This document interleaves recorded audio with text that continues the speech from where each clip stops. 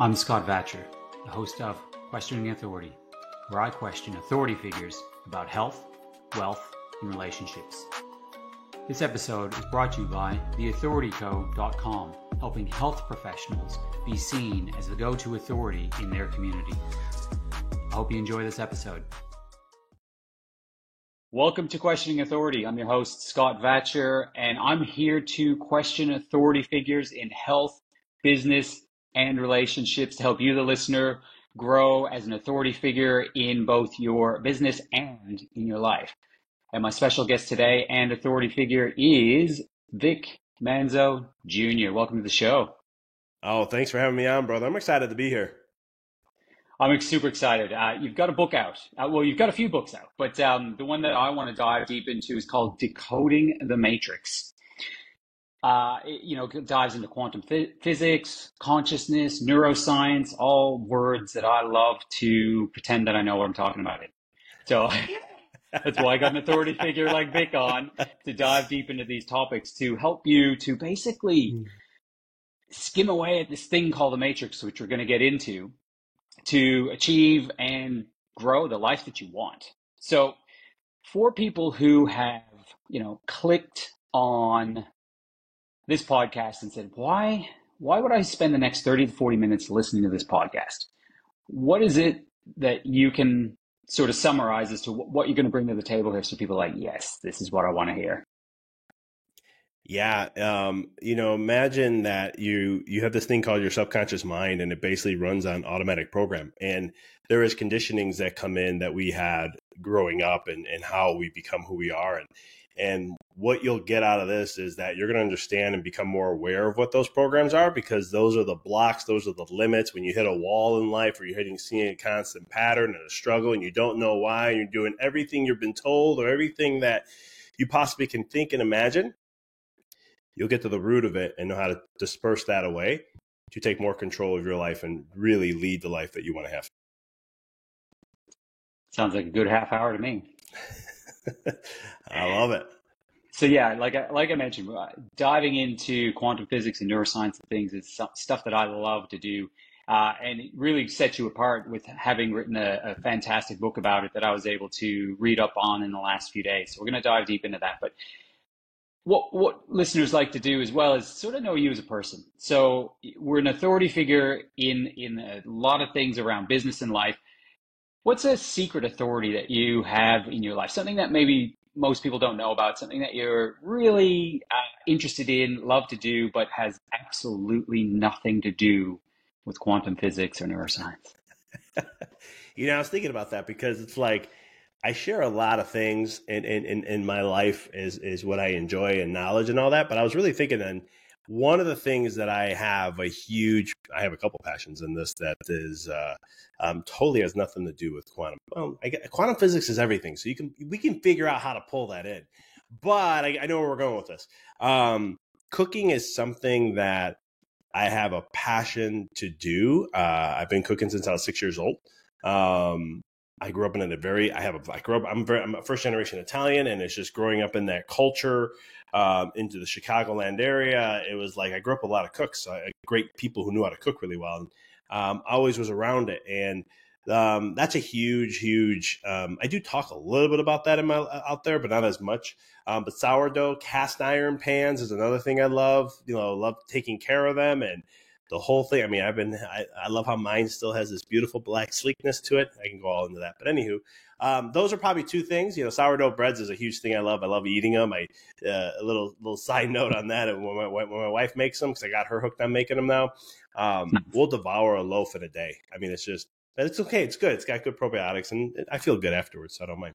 But yeah, that's I would say cooking. Sourdough bread is kind of like that. It's a little bit of baking, and then knowledge and utilizing cast irons, finishing cast irons. Sometimes I like to get some that are, as long as I know they're from a good source that were originally made. Love cleaning them up and getting them back to looking brand new again. Because again, totally off topic here, but my cast iron, the inside, the part that you put your food on, the cooking part, looks beautiful. It's got this, I think it looks beautiful anyway. I don't know much about cast iron, to be honest, but it's got this beautiful, nice sheen. It's like I feel like I don't even want to wash it. I just want to kind of get the food out without putting the chemicals, the soap and that in there. But the outside is rusted, and as soon as it dries, it's all rusty on the outside. Does that cause any problems? No, I mean, if it's on the outside, you're not cooking it from the inside, right?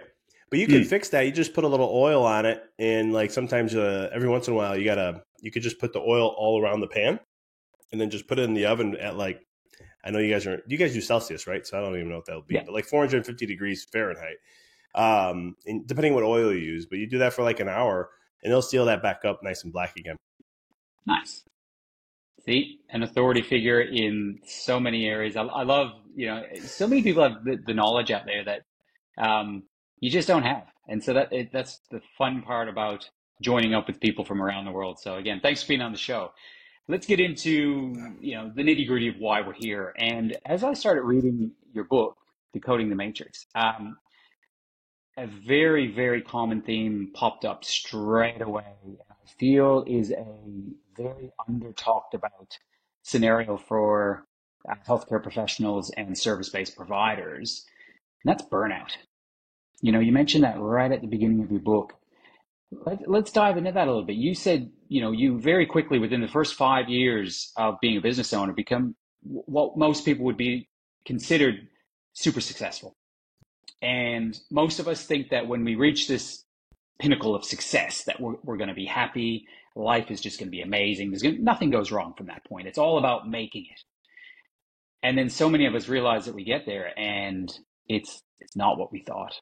And I think that's where people get the burnout. So what happened? What was your story? Yeah, I mean, I had a coach that was, a phenomenal coach. Helped me, taught me business. But but one of the things I realized is that when I got to that 5 year, we started growing the practice, and it really started to take off, especially in 2 years. I think we tripled in 2 years and 6x our profits, and I was just like, this is awesome. But the huge but on that is I thought I found emptiness. I found a lack of fulfillment. And, you hear all about it in the chiropractic world, numbers, patient visits per week or this or that, or even just in the coaching business world in general, right? Like, seven-figure business. I'm this and all the terms that come up. And I was just like, oh man, I want to get to that level. Imagine this and being in that life and whatnot. And then you get to a certain level, or you're at that level. And it's one of the things I was just like, I looked at my wife and I said, I'm not happy. Like, if this is what it is, that I don't feel fulfilled. I'm not saying I'm struggling, but mentally it was just like I wasn't running my life like I wanted it to, like my practice to be a representation. I really looked at my life and said, if I was on my deathbed and I look back at how I'm running my practice, am I really making the mark that I want to make for humanity? Or I feel like I'm playing a bigger play in the game. And I wasn't. And I looked and I just said, if this is how the struggle is for business and I got to do this, I don't want to be in the chiropractic profession anymore. I'll go do something else. I have no problem. I'll leave it. And that's it.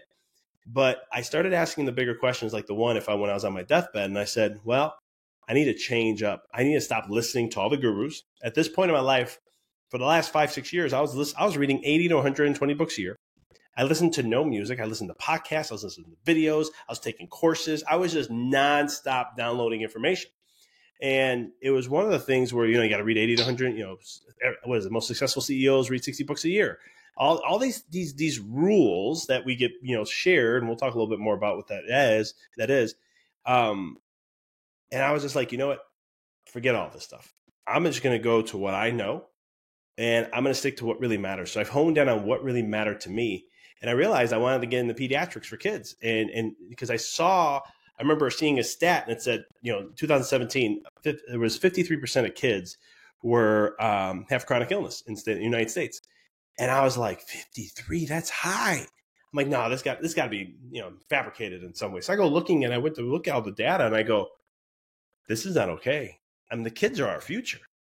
And I already knew about the neuroscience and subconscious mind programming and all this stuff. And I was like, if kids are coming out into the world and they're being stuck in sympathetic dominance or stress, and this is getting wired into their nervous system, this isn't just going to affect their health. This is going to affect every fabric of their life. It's going to affect humanity. And I was just like, I told my wife, I'm like, I think I know what I want to do. I'm going to get into peds. And she's like, how are we going to do this with, you make this transition? I said, I don't know. We're just going to do it. So we took a 40% hit financially. because we knew it was that important. I say we because my wife was working. She was my marketing front desk, ran the whole office. She was the boss in both areas of my life, personal and professional. But long story short, it was that point where I knew I had to follow what really mattered to me, and I had to look at my values and start aligning them better and really focusing on vision and all these other things and forget the noise, what I call the matrix in some sense. And it's one of those things when I started to do that, things just took off. Like, no, I say this very transparently and honestly, there's no BS or fluff to this. I mean, literally, we went from 5% peds to 48% patient volume in 6 months. And we didn't do no marketing. One workshop that got 2 patients, so 2 kiddos in our office that was not even near the close of the growth of that.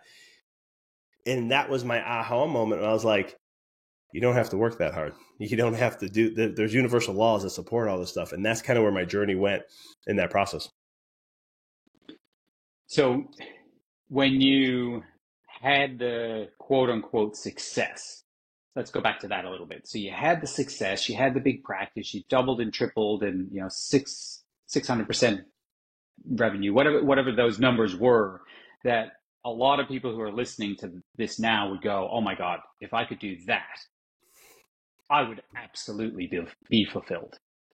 So when it happened, when you did get there, and I'm sure I'm putting some thoughts in your head now, but you probably thought the same thing. When I get there, I'll be happy. And I think that's something that we all fall into the trap of when we get to this certain thing, or when we have this certain thing, when we achieve this, we will be happy. And so I really want to dive into the quantum physics and neuroscience behind this, because what is it about that? Why is it that we feel like this thing will get us to this level of fulfillment, and then we get to the thing and it doesn't provide that fulfillment? Yeah, it's real. So there's a principle called the be do have model, and and this will align to the neuroscience and quantum physics, and I'll pull it all together. But it's that element that, you see something like I did that all the time. I was like, man, if I made this much money, holy cow, that's how much it is per month. I was just playing the numbers in my head, and I'm like, oh, I can invest, I can buy this, I can do this, we can do that. It was just, and then you're there, and you're just like, okay, I'm not happy, I'm not fulfilled, because here's the thing: you ask anybody that's really successful, and if they give you a straight up honest answer, they'll tell you, don't worry about what you have to do, just learn who you have to become. Okay, mm-hmm. And the becoming aspect is, if we go from a quantum physics perspective, everything is energy. So everything has a vibration to it. It has a certain frequency to that. And we know this because when you shift just a thought, it actually can change and alter matter. We know this. It's been proven in quantum physics and the neuroscience that work together to prove that. And so when you understand that there is also the element of being successful, happy, whatever that is, there's all these things that have been broken down. It's been decoded in a way and put in a specific, very logical way we can understand. And so when we're thinking we have to have something in order to do and then be that person, that's backwards to everything against nature. We always become first, because you have to apply universal laws. If anybody's sharing those too, everybody knows a thing called law of attraction. But there's another law underneath that first, which is called the law of vibration. And it's whatever you only experience in your life, what you're vibrating at. So if you are a person that's being happy and fulfilled, and notice I'm talking about not having things. It's all about this energy of emotions. Like I said, my practice drastically shifted when we did that because I focused on that. So when you can be this person every single day, and every single day you can align that vibration, you're putting it out there into the world, the universe, the field, whatever you want to call it, and you keep putting it out there and you just keep staying centered to that.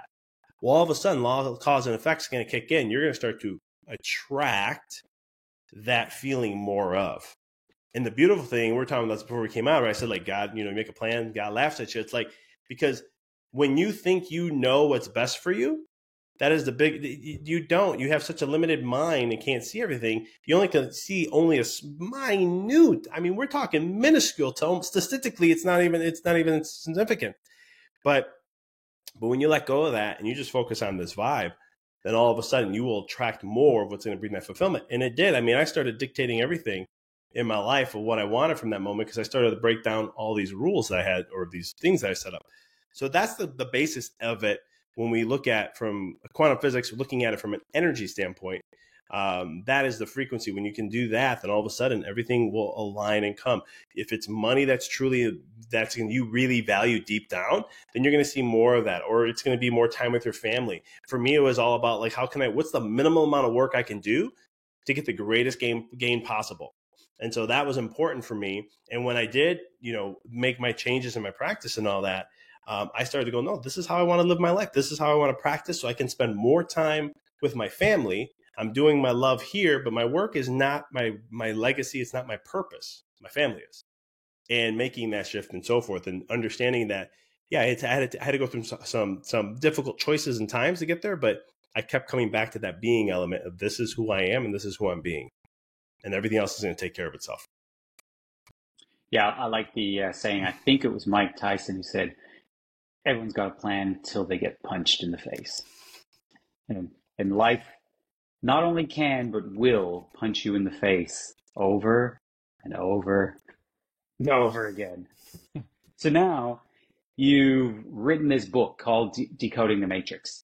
And as soon as I hear that, I go, yes, because I love the movie The Matrix. So tell me, is when you talk about The Matrix, are you literally talking about like red pill, blue pill kind of stuff? And tell me about what you define The Matrix as. Yeah. So, when we look at, if you think of the Matrix overall is like this big cloud. You upload everything to a cloud. We call it the human collective consciousness is another name for it. And so basically what it is the average of every single human being's frequency that gets uploaded into the cloud, and it creates this human experience. Now, there's an interesting part to this, because that vibration is what dictates overall humanity's experience of life and what we're here and so forth. That being said, though, when we look at the Matrix, though, overall, it has a conditioning effect. So it breaks down from the world goes into countries, goes into states, goes into cities, gets into family structures. It breaks all the way down to the individual. We're all playing in this thing. And where it gets interesting about the Matrix is that it influences us in a lot of ways. As I was sharing my story, there's a matrix of the business world. And what's the ways to become successful, right? There's a conditioning there. And so that's an influence. That's a vibrational field. And this is why, because of that energy of where it is, this is the output of that. It's just like when I always tell people, like when people can go and they see the problems of the world and they're just shouting it through the world, pushing it on social media, going on all this other stuff. And I always say, change who you are. And that influences all that eventually, because if we could change the vibration, then it changes the output of what we're going to see in the world. And so the Matrix overall, it conditioned us in some way, shape, or form, and it has an influence on us. And once you become aware of it, and once you realize the conditioning and how it works on you, that's like the red pill, because you can never not stop seeing it anymore. And now all of a sudden you'll be like, that's the program right there. I see that program. Oh, I see this program here. But what's interesting is you can either choose, like, I like this, I'm going to go that route, or you choose for yourself. And the whole purpose of the book is, when you decode it, it's really getting down to what really matters for you in life. Because the more we can get the individual, and I'll get a little spiritual here too, but it's like the more we can get that light to shine, that soul to be expressed, or XYZ coming out, that's a higher vibe, in other words, then the more that you'll influence others to do the same. And that's how we uplift humanity and shift where we are now, or all the doom and gloom that that's kind of pushing out there in some ways, and how we can shift all that and have a wholly different experience and a whole different reality. And you talk a lot in the book, there's a whole chapter dedicated to the science of potential. So if you now understand a little bit more about the Matrix, and that there is more choice than possibly you thought before. And then if potential is possibility, right? It's this sort of elusive thing out there. How do you define potential when we look at it through a scientific point of view? Like, some people listening here will be totally on board with what you're saying, and others are kind of like, well, that sounds a bit woo-woo. Like, how do I create this in the real world? Like, how do I use this stuff that when you dive deep into quantum physics, you get to realize this is real stuff. But when you hear it from the surface level, you go, I don't understand what that means. How do I make this what I want it to be and where I want to be in my life? So back to the original question, how do you define potential in a scientific realm? Yeah, so let's use quantum physics, because if there's people who are kind of on that fence or this sounds woo-woo, I like to bridge that gap with it. So they did a study back, and it was in the 30s, and then they redid it again in the 70s with lasers. And so there's something called the double slit experiment. And what this was is, I won't bore you with all the details. You can Google this and look it up on YouTube. They have great visuals for this. But what they were trying to figure out is if they put photons through a certain slit, two slits, they should act in a certain way. And so they figured out and said, if it goes right through like this, it should just shoot straight onto the sensors and we'll pick it up and see the pattern. So they did that. So when they got everything, when they did the experiment, they were getting it ready. They did it and it acted just like they expected. Here's the interesting part. They left the machine on. They didn't look. They would look away, not paying attention. And all of a sudden it would show up in a wave pattern. The photons acted on their own and shifted. And so what does that all mean? So when you have a wave pattern that's infinite potential, infinite possibilities, it's endless. It's the universal catalog. You choose what you want, whatever that is, if it's experience, life, whatever you want. It's infinite. Once you put your focus to where you want, like the quote says, wherever energy goes, wherever your attention goes, energy goes. Yeah, wherever energy goes, manifestation is going to grow. Flows or something. Energy flows. Oh, there's so many different quotes on that, right? But wherever you put your focus is where you, the creator, is putting your energy towards something. And so now you're honing in and focusing on something, and that's whatever you're focusing on is what you're going to give energy to, which is going to give life to. That's quantum physics in a nutshell when we're looking at it from that study. And so what that means is then when we look at potential, it's endless. And we even know from a neuroscience, you look at the limitations of a human, they go, what's the limits that a human can do? It's endless pretty much. I mean, we're even breaking barriers right now. They say in 20 years from now, longevity experts are saying that we can reverse the clock. I mean, that's kind of crazy when you think about it, but we are limitless. There's no limits to what we can accomplish and what we can do unless we allow, again, coming back to the Matrix, unless you the Matrix do that. You know, I always think of like, I had his name. I was thinking of him this morning. The guy who ran the 4-minute mile. I forget his name. But that dude, yeah. But that guy, okay? Yeah. That guy, right? So many people, because it was conditioned in human psyche or in the human collective, said, you cannot. The human body cannot exceed it. Experts came out and said, nope, it will never happen, right? They all said these things. But that crazy guy, he broke the 4-minute mile. And I think now there's been over like 20,000 high schoolers who have done it.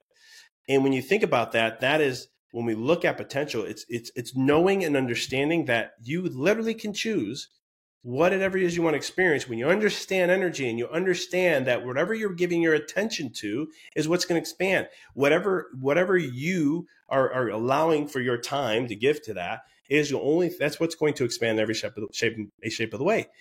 The only reason why that's the work that when I talk about like the grind and hustle, that is the grind and hustle, is making sure you maintain that focus, because that's really where the work is. That's all you need to focus on, and everything else will take care of itself along the way.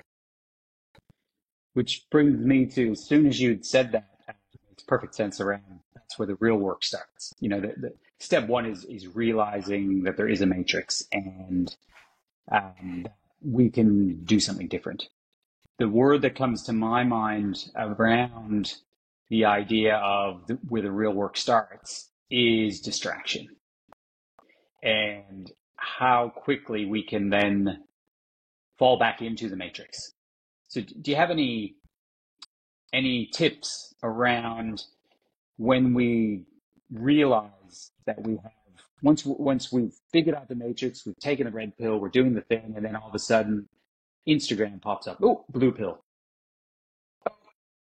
Facebook, ding. Oh, another blue pill. How do we get more red pills? How do we? And I don't know if red or blue is the right word, but you Matrix fans out there, you'll know if I got it right or not. No, you did. Red pills. That whole reality of new. You know, it's one of the things where we have to recenter the mind, and it's a lot easier to say that than anything. But one of the things I teach my clients, I teach my patients this, the power of the breath. Right. The power of the breath resets us. Neurologically, it resets your brain. I mean, there's something in the back near the midbrain called the breath pacemaker. It literally just, the whole job is just pay attention to the repetitions of the breath. And when you can slow it down, that's how we can influence our autonomic nervous system. And when we can do that, it allows our brain and consciousness now to get to the higher levels. Our cortex, in other words, rather than reptilian or mammalian. You know, sometimes that mammalian can create that, oh, this is what happened in the past. Look what's showing up now. Here we go, right? rare, or the reptilian is just pure survival. Instead, it can get us to be in that more humanness of who we are. But when you can do breath work, and I can get into many different types, I can talk about all that stuff, but at the end of the day, it works. The simplicity of breath work is it works. You can choose whatever you want that works for you. For me, sometimes it's just taking 1 minute of some nice, deep, slow breaths. That's it. That's what I'll normally do.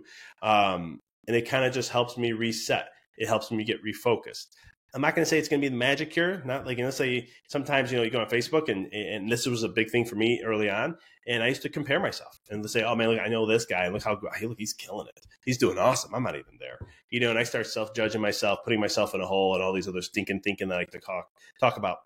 But then I realized that I just had to, again, when it comes to the focus, right? I'm focusing on lack is why I'm getting upset. And so instead I would go back and I would take a deep breath, reset my energy, replay everything. We were talking about that a little bit earlier, and came to the point and I'd be like, okay, what is it? Excuse me.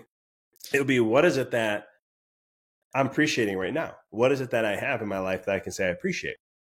Because the more you focus on what you appreciate, that's why gratitude works, the more you can expand and grow on that. So I'm a huge fan of breath work in all its capacity because it's simple to do. It's free. It takes no more than a minute to really reset that nervous system a little bit and allow you to recenter your mind so then you can shift your focus back. Because let's face it, as entrepreneurs, there's going to be things that trigger you. I know for me it has in my life. I heard a quote one time. It said, the entrepreneurial life, 33% of the time, you're in ecstatic mood, you're happy, everything's going great. Excuse me, 33% of the time, it's you're just there. Like the energy's not up or down, it's just there. And then 33% of the times, you're freaking out, things aren't great, you're upset, you may not be feeling great. And I was like, that sounds about right. And the lady's talking about how that needs to be that's a good, that's kind of the average. But I was like, we can handle those lower moments. It's just breathing, and you can sit through it more, and you can see, this is helping you get to a certain level, because it's going to happen. We're going to hit walls all the time, and nobody has a perfect, it's against quantum physics to do that. It's against a lot of principles. But yeah, I'm hoping that answers the question.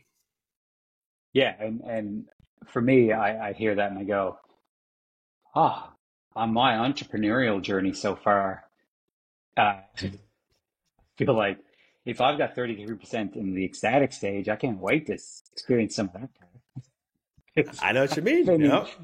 I've been in the middle and the lower half more than the upper half, but it is all a journey. And one of the things you talk about that I believe will sort of concrete this for people is this idea of rules. This idea that, we have a series of rules, but in reality, the only rules are the ones you make up for yourself. 100%. I mean, you think about it. One thing I always challenge for all the listeners, I challenge you, when you hear something or you say something in your mind or it's a thought, and if it sounds like, this is how it should be, or this is what it is, or this is what you have to do, like those words come up, ask questions. Who created that? Who taught me that? Or who created that? Who says that to be true? And understand, as I shared from that experiment in quantum physics, you get to dictate how you want to have an experience. You get to choose. I mean, everyone says you're the author of your life and all those things. Yes, it's all true. Quantum physics has really shown that now. But at the same token, it's coming down to you literally choose what it is you want to experience, and you make that a reality. And you get to choose your rules. And those are your rules, just for the listeners, if you're wondering what that is, it's beliefs. What do you choose to believe in for your life? What do you want to believe to be true? Forget the noise. Forget all your conditioning. Reset your mind. I always tell this to my clients. Reset your mind back to a 3-4-year-old. Because when you look at a 3-4-year-old, they know life better than most any adult, unless the adult is living that life. Because what it is if you look at them, they're at the highest peak neurologically, neurodeveloping for imagination. The other thing is they only do what they love. They go and play, and they go by what they enjoy. They don't think and say, I'm doing this tea party for the 577th time. No, they go and they enjoy the experience of it. And it's getting into that aspect. If you want that, to me, I always say that is the perfect element of life, because then when you can get to that point, that's true happiness. Those are the gurus. When you see someone in their 90s and they have eyes like a 6-year-old, or in their 80s. I don't know if you ever met someone like that. I met a good handful, and I'm memorized. And in my head, it's a visualization I use. Like, that will be me when I'm at their age. That kid-like energy is just expressed. It's there. And I'm living it every single day as much as I possibly can. And so there's no rules that you, again, from a quantum physics perspective, you choose your reality and what you want to experience. From a neuroscience perspective, you're always going to see, well, we won't get into that. That might divert us away. But long story short, it's going to be always that whatever you're going to choose, you put your energy into, that is what it is. Whatever you dictate to be true for you, that's what it's going to be. And that's just, I don't make the rules or the laws. I just study them. It's kind of like chiropractic with the body, right? We don't make up the rules to how the body works or the nervous system. It's just, hey, we're going to work with this. This is how it is. This is how it works. And we're just going to help support it. Look at those 33 principles and how do we help support them? Exactly. And, I've heard somewhere along the way, and I would love to be able to give somebody credit for it, is this idea of raising the bar, that your beliefs run your actions and then your actions create your reality. And the way I like to look at it is when things are going well in life, great, keep it that way. It's going well. You really want to explore your beliefs around the things that aren't going so well in life, whatever that may be for you, and diving deep into those. What do I believe about money, business, relationships, whatever that case may be, and exploring that further so that you can see if there's a limiting or just a plain old wrong belief. We pick these things up everywhere. Like you said, that 3-4-year-old picks something up, and then all of a sudden it's a new belief for them, when in reality that wasn't really true. It's just what they created, the stories that we create behind that.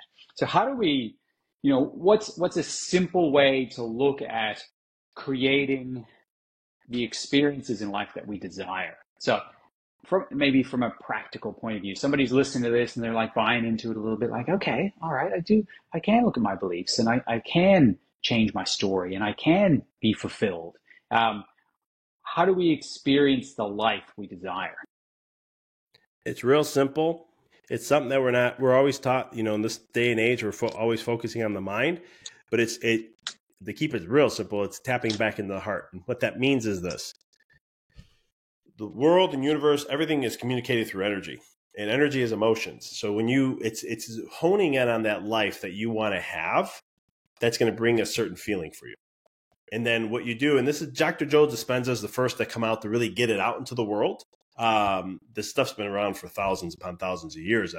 From my studying, I've seen it. But he's the one that has brought it out into the world the most, which I'm very happy for. But it's tapping into that vision, because here's the thing. When I said a 3-4-year-old, one of the things I mentioned was imagination. That is the most powerful tool. Einstein said it's more powerful.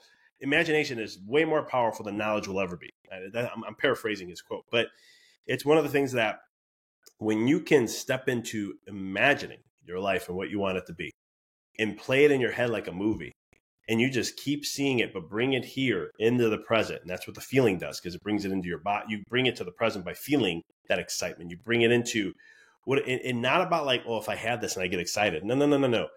Man, I'm going to be able to do this, and I'm excited just to be in that moment to do that. Or I'm going to be this person. What do I look like? I would say, what's that future self of you? And then how do they walk? How do they talk? How do they act? And all these different things. How do they move? All that. And how do you feel in that moment? And then take that energy and bring it here.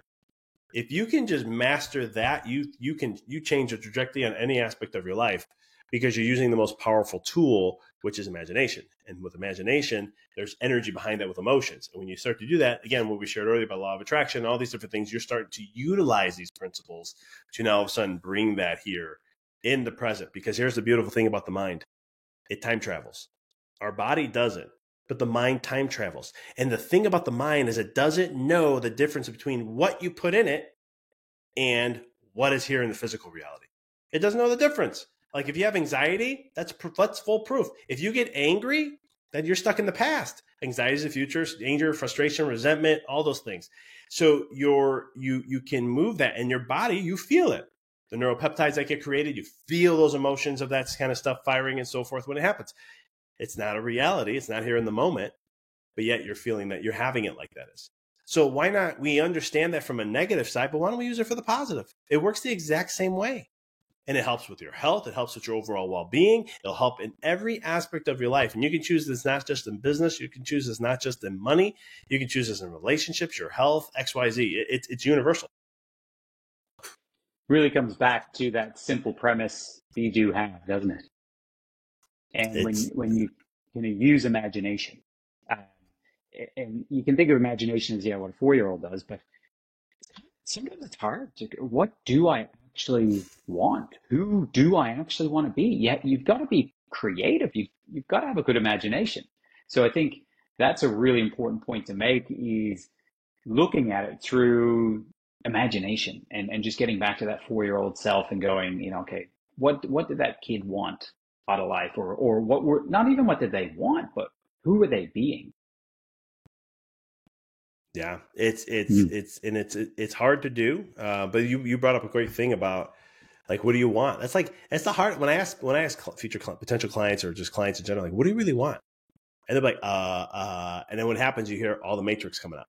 It's like, oh, I want to have this and this and this. I want to have a nice car. I want to have the big house. Well, why is the big house important? Well, because, and I hammer and keep going. And it's like I always tell people, like, I use kids a lot. So like 5-year-old stage is always that 4 or 5 is like, why, right? So I say, use that to you.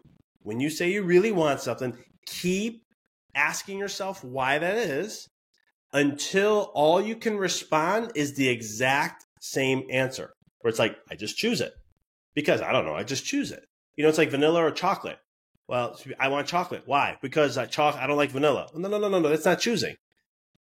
I choose vanilla because I choose vanilla. Well, why do you choose vanilla? I don't know. I just choose vanilla. Why? I don't know. I have no reasoning. I choose vanilla. I like vanilla. I know. That's why I choose it. And that is when you're coming from that place, and there's no what was I going with that? Discrepancy? Anyway. But yeah, so you just choose in that essence. I'm like, where was I going with that? The ice cream story is supposed to sum up something. I don't know. But anyway, I apologize. It was really about choice and the That's question what of okay. why, right? Because Yeah. I know there's a dude, you might have heard of him, Toyota, the Japanese dude who created Toyota, and he came up with this system of the 5 whys.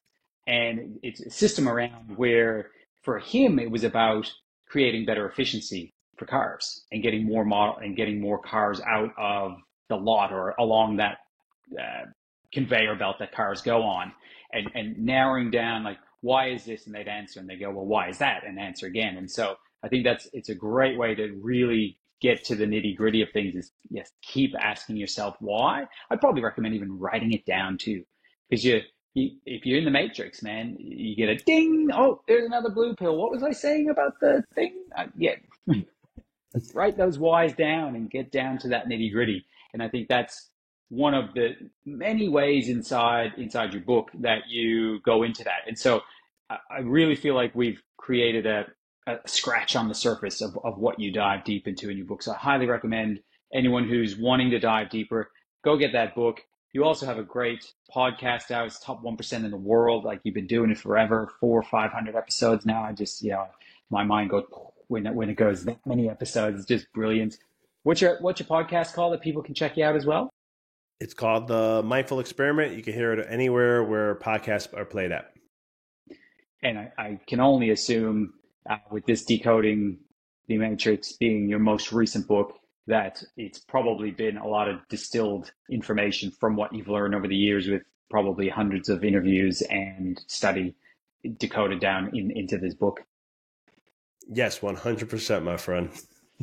And then you've got a great offer for people listening as well. You've got your Quantum Abundance 6-week online course. So again, reading a book is one thing, but taking the action is such a huge step further forward. So, if you're wanting to just dive a bit deeper into the informational side of things, get the book. But if you really want to create life change, if you really want to make a difference and get out of this matrix, take that red pill, check out this course. It'll all be in the show notes. And, it would be amazing to have Vic as a coach to get you to where you want to be. So, thank you for being on the show. I feel like we've just scratched the surface. We will probably get you back again to dive deeper into topics as we get further along. But again, thanks for being on the show. It's been a fantastic learning. Is there anything you'd like to say?